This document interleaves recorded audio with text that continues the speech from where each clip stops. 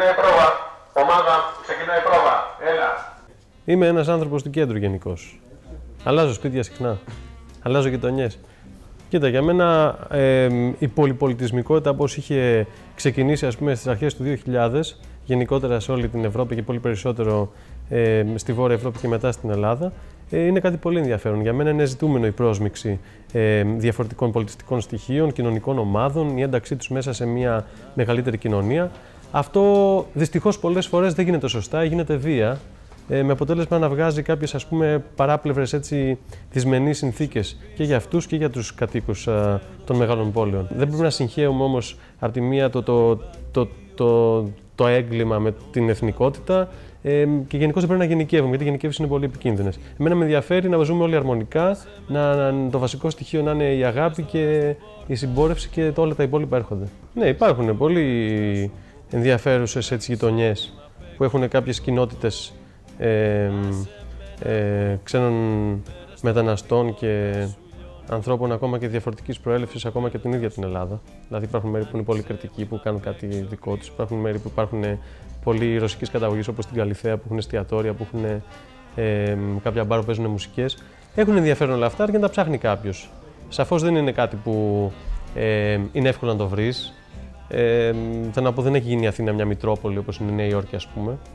Αλλά σίγουρα έχει πολύ ενδιαφέρον και μουσικά το να βρεις ας πούμε αυτά τα κομμάτια των διαφορετικών γειτονιών και περιοχών της Αθήνας και να δεις πώς παίζουν μουσική, πώς κινούνται και πώς σκέφτονται αυτοί οι άνθρωποι. Νομίζω ότι το ίδιο το σύστημα έχει προάγει έτσι και έχει διαφημίσει με πολύ έξυπνο τρόπο μια καριερίστικη πλευρά της ζωής, που για πολλούς έχει γίνει αυτός ο σκοπός. Πιστεύω πιο πολύ στο να μπορεί κάποιος να είναι ολιγαρχής. Ουσιαστικά για μένα δεν είναι εργασία αυτό ακριβώς. Δηλαδή, ένα κομμάτι εργασιακό σε σχέση με τη μουσική είναι ο χρόνος που αφιερώνεις για να μετακινηθείς και να πας να κάνεις μια συναυλία στη Θεσσαλονίκη, στο Βερολίνο ή στη Βιέννη ή στην κάτω Αχαγιά ή δεν ξέρω εγώ πού. Για να μην φάνει και ότι κάνουμε ευρωπαϊκή και παγκόσμια τουρνέ. Ένα κομμάτι είναι αυτό. Το άλλο κομμάτι που είναι το συνθετικό και το δημιουργικό, για μένα είναι ελεύθερος χρόνος. Δηλαδή θέλω να πω είναι η χαρά μου, είναι η ζωή μου όλη ως προς το χρόνο που απασχολούμαι σε αυτό. Δεν είναι δηλαδή όλη μου η μέρα. Το να μπω στο στούντιο να γράψω ένα μήνα είναι σαν να έχω μπει σε μια παράλληλη πραγματικότητα και να ζω κάτι μέσα από αυτό.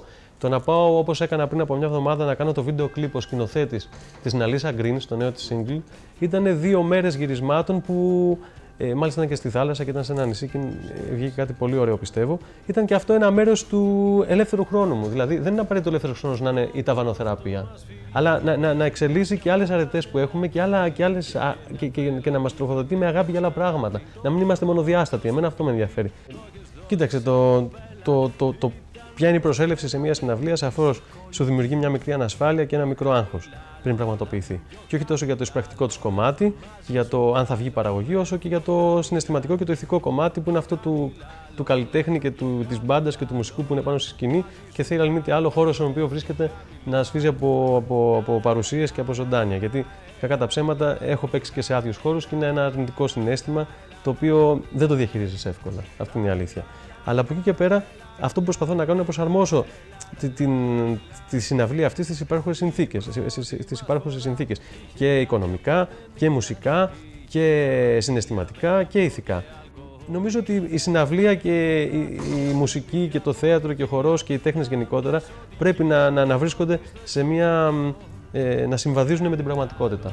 Όχι να την περιγράφουν και να την εξηγούν πάντα. Αυτό δεν είναι απαραίτητο. Αλλά να συμβαδίζουν. Να μην είναι δηλαδή ξένο κομμάτι. Να παρουσιάζει δηλαδή ο καλλιτέχνης μια παράλληλη πραγματικότητα, αλλά χωρίς να είναι εκτός τόπου και χρόνου.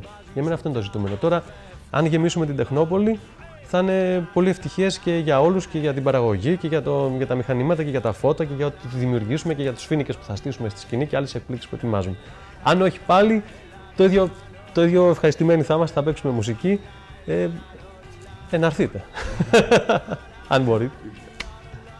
Κοίτα, για να έχει λόγο ύπαρξης μια μεγάλη συναυλία ή μια παράσταση που είναι one-off, που δεν παρουσιάζει συνέχεια, αλλά γίνεται μια φορά το χρόνο, για μένα είναι σημαντικό να τη συνοδεύει ένα μικρό εικαστικό γεγονός. Αυτό μπορεί να είναι τα φώτα κάπως, να είναι το stage κάπως αλλιώς, να είναι κάποια σκηνικά, να είναι κάποια καινούργια τραγούδια. Γενικώς πρέπει να υπάρχει ένα στοιχείο μοναδικότητας.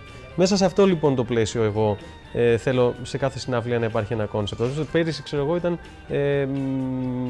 ότι είχα βγει στο Φάζ τελευταία φορά, ήταν ότι βγήκα ως ο δικτατόρ des Marktes, ο έκτοτος δικτάτορας με την καμπαρδίνα και τα γυαλιά και ξεκίνησα σαν αλλοπρόσαλος, ας πούμε, και αλαζόν ηγέτης που καλεί τον κόσμο να δουλέψει και να σταματήσει να χάνει χρόνο και να μην είναι άρρωστος. Φέτος λοιπόν σε μια τέτοια παρόμοια έτσι, κατάσταση θέλω να μπω. Εντάξει, δεν θέλω να αποκαλύψω ακριβώς τι θα κάνουμε, αλλά σίγουρα θα φτιάξουμε κάτι στην Τεχνόπολη που να θυμίζει το καλοκαίρι στην πόλη. Πώς είναι το καλοκαίρι να μένει στην πόλη και να φτιάξουμε έτσι μια μικρή τοπική πραγματικότητα. Θεωρώ ότι η κρίση αυτή τη στιγμή έχει δημιουργήσει τις προϋποθέσεις για να δημιουργηθεί κάτι καλύτερο. Έχει μηδενίσει λίγο τα πράγματα. Υπάρχουν μεγάλες δυσκολίες, σαφώς και έχει φέρει πολύ κόσμο στην απόγνωση, αλλά νομίζω ότι θα μας κάνει καλύτερο.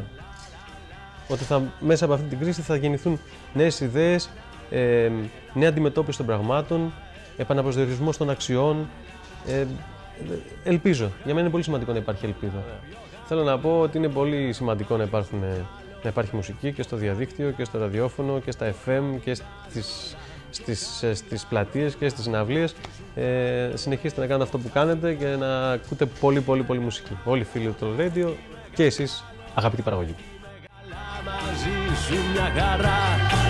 Είμαι καλά Λόλα, είμαι καλά Λόλα, είμαι καλά μαζί σου, μια χαρά Λόλα.